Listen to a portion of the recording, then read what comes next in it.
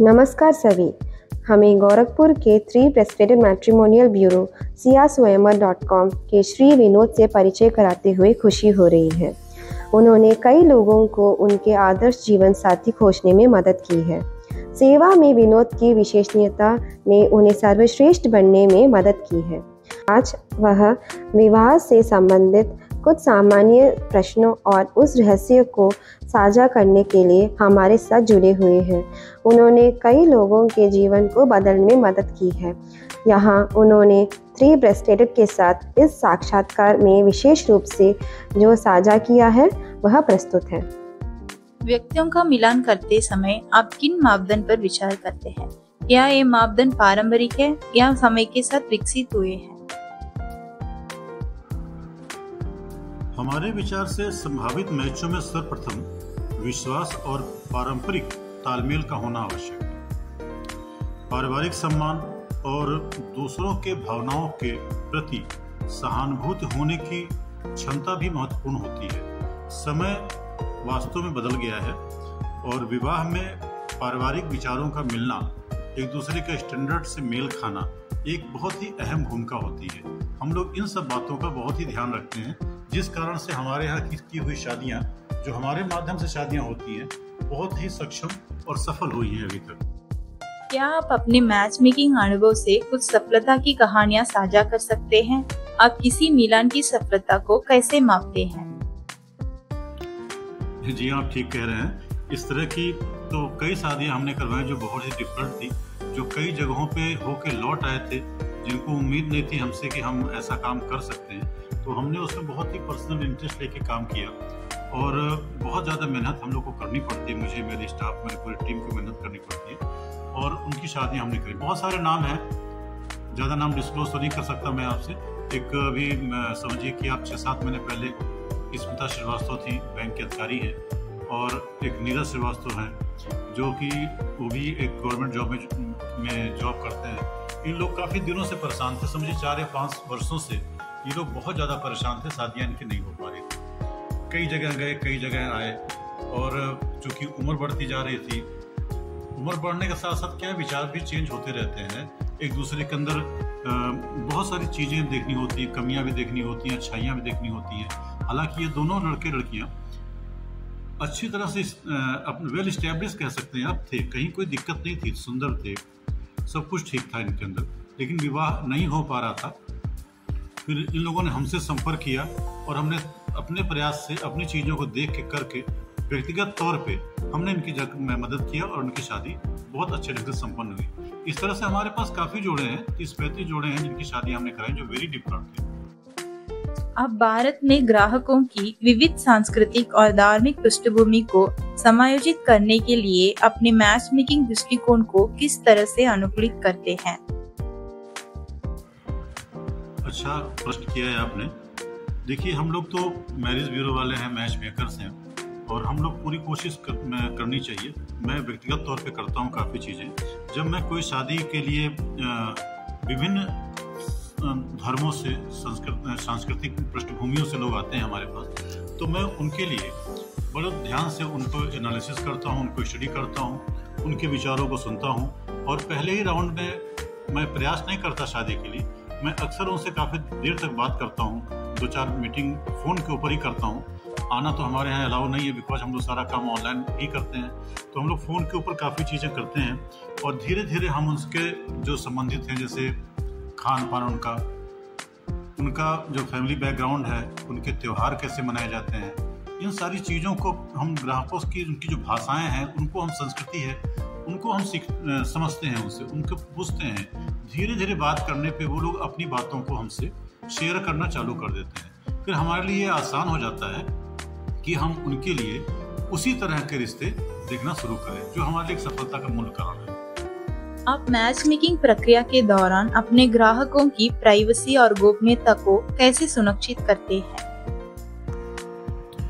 मेरी हमेशा से कोशिश रही है, ये हमारी टीम की पूरी कोशिश रही है कि जिनकी भी हम प्रोफाइल अपने वेबसाइट पे डालते हैं या अपने पास बनाते हैं, उनकी पूरी जो जानकारी है वो गोपनीय रहे।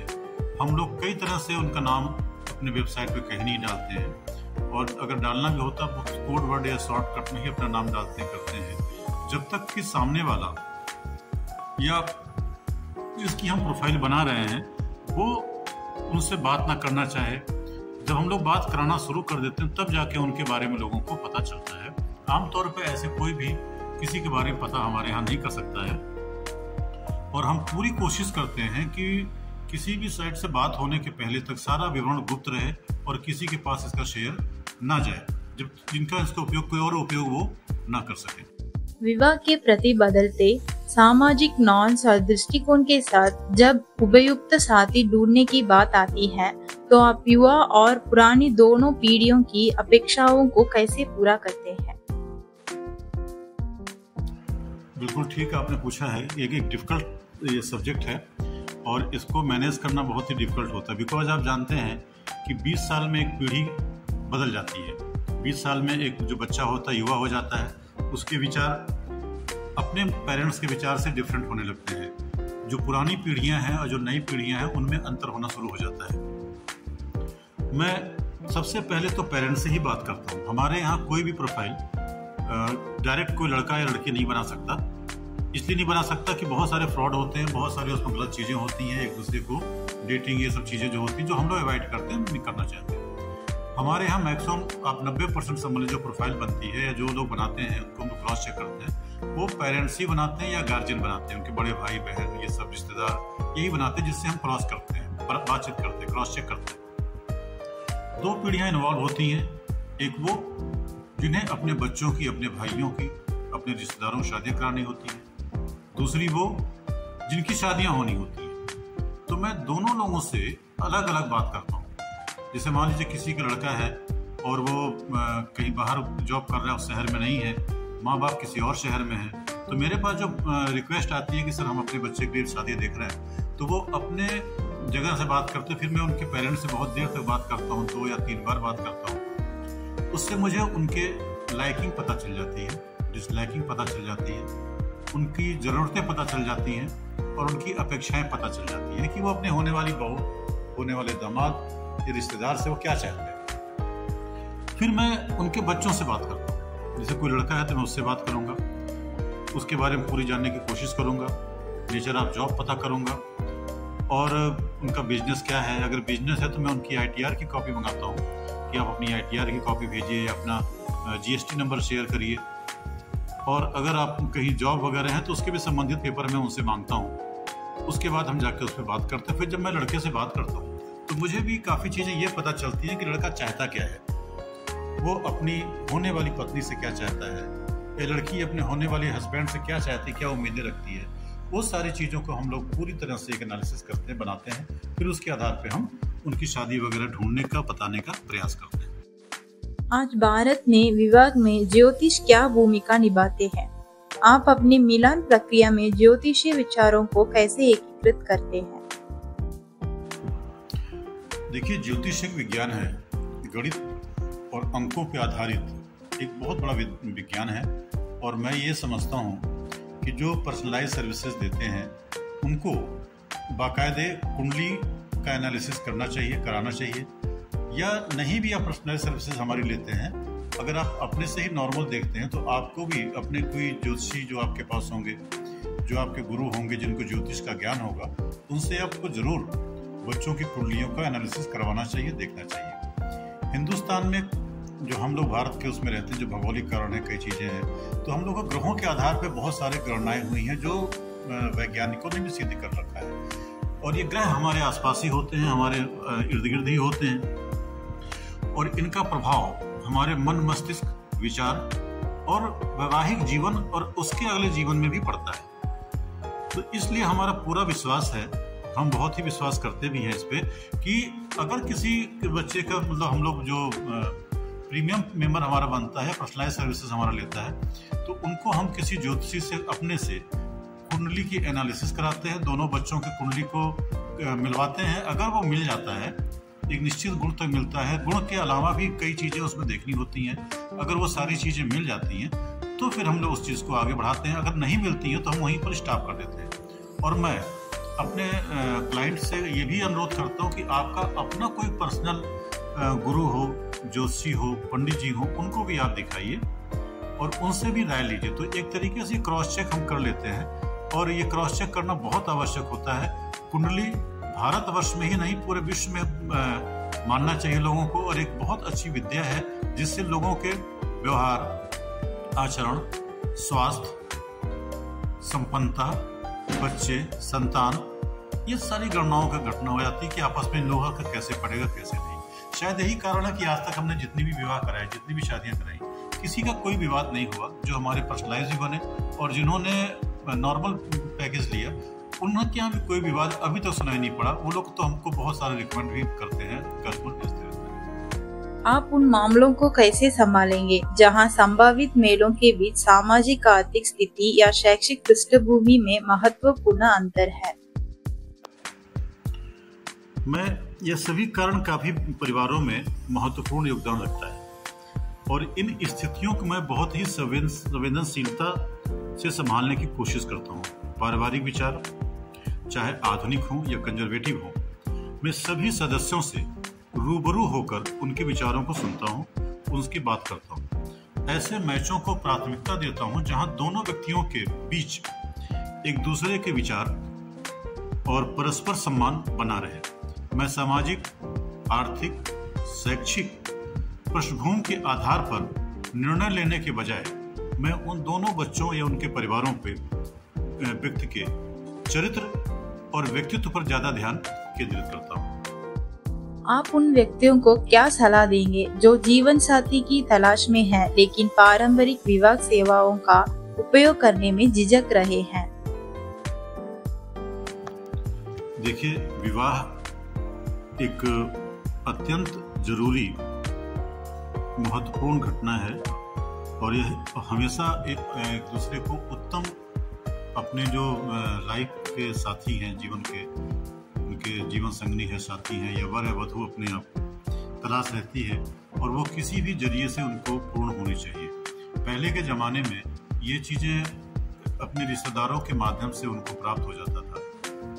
अब थोड़ा सा समय बदल गया है, बच्चे अपने शहर से दूसरे शहर जा चुके हैं, एक दूसरे से रिश्ते भी दूर दराजों से आने लगे हैं। चूँकि रिश्ते वो अपने बराबर देखते हैं, अपने जैसा देखते हैं, तो हो सकता है उनको आसपास नजर ना आता हो, तो जो लोग दूर से देखते हैं उनके लिए 2 ही 3 माध्यम है। एक तो मैट्रिमोनियल वेबसाइट ही सबसे अच्छा माध्यम है, या ऑनलाइन मैरिज ब्यूरो सबसे अच्छा माध्यम है।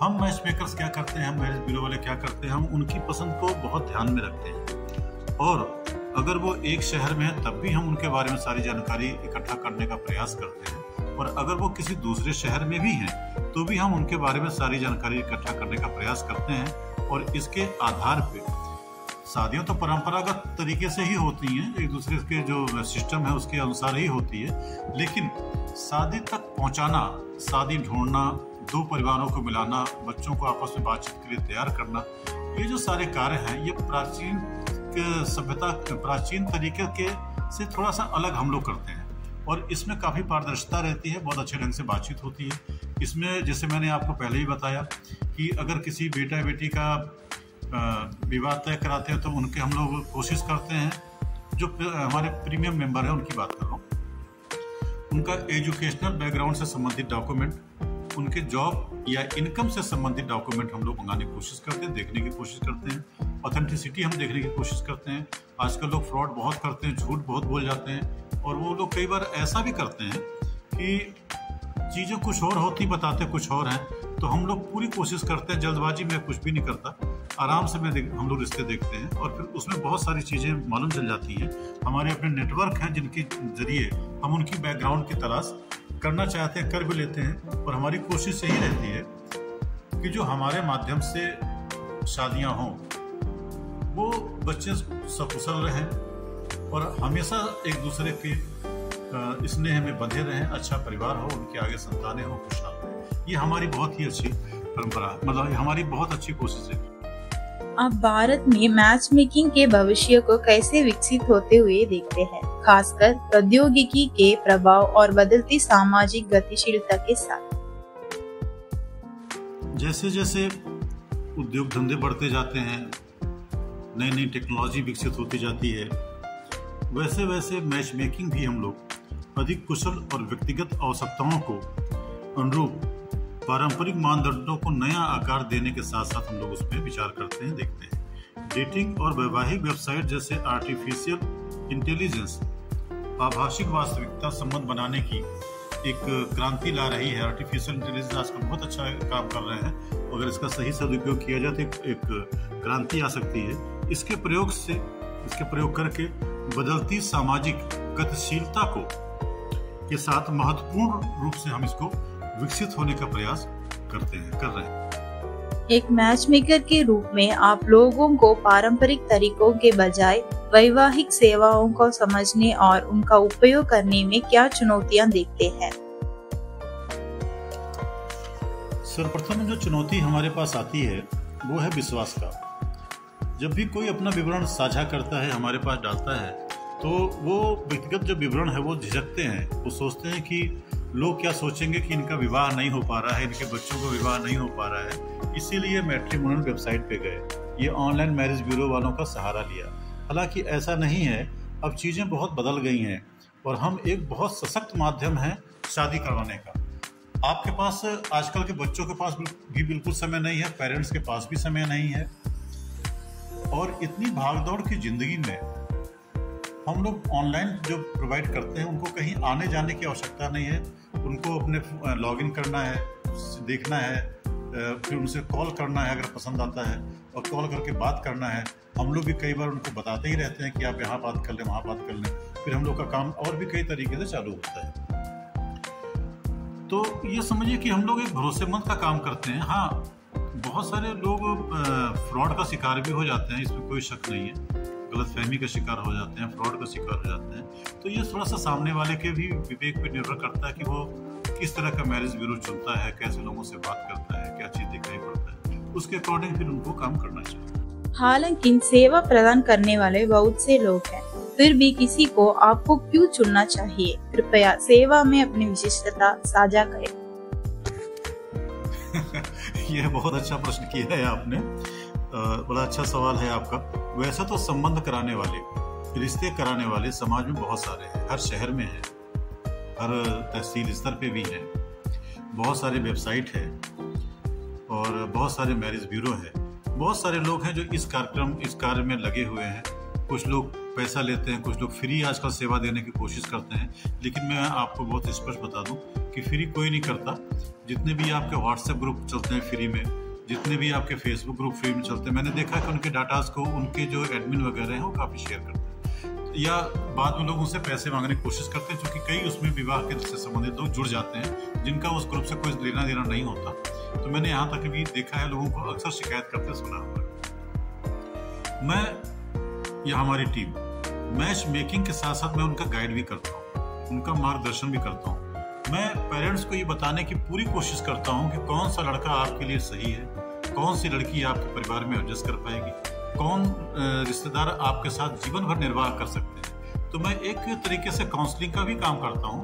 siaswayamvar.com एक तरीके से मैरिज काउंसलर का ही काम करती है और उसके माध्यम से ही लोगों को शादी विवाह कराने का कार्य करती है। मुझे मैच मेकिंग का एक्सपीरियंस जब ज़्यादा मतलब अच्छा होता है और मैं उनकी आवश्यकताओं को भी महत्व देता हूँ। जैसे कि मैंने पहले भी आपको बताया कि मैं दोनों परिवारों के, दोनों बच्चों की ज़रूरतों, उनकी इच्छाओं का मान रखते हुए उन सारी बातों को कंसीडर करता हूँ। ज्योतिषीय सलाह भी देता हूँ, ज्योतिषीय सलाह के अकॉर्डिंग मैं रिश्ता भी देखता हूँ। इस तरह से हमारे माध्यम से जो उनकी शादियाँ हुई हैं, एक बहुत अच्छा सफल हुआ है। लोग, ग्राहक हमारे बहुत ही खुश हैं और काफ़ी अच्छा हमको मतलब एक तरीके से समाज से तारीफ मिलती, कई इनाम वगैरह भी हमको मिल चुके हैं, काफ़ी प्राइज़ भी लोगों ने मुझको दिया है।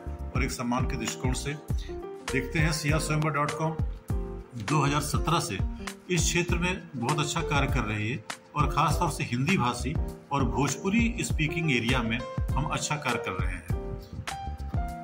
और कोई आपका प्रश्न हो तो चलिए ठीक, थैंक यू वेरी मच आपका।